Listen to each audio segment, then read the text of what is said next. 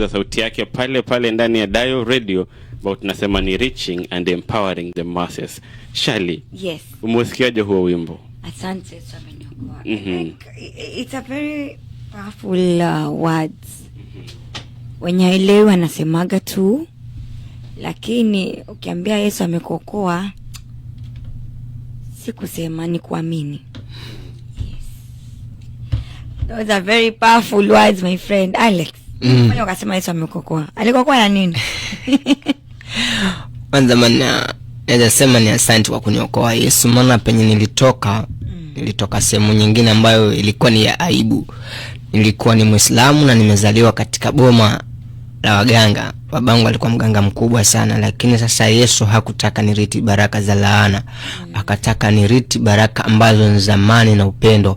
So aliponiita, namshukuru Yesu alivyonitafuta, maana nimehubiriwa sana siku nyingi, lakini sikuweza kusikia maneno yale. Lakini Yesu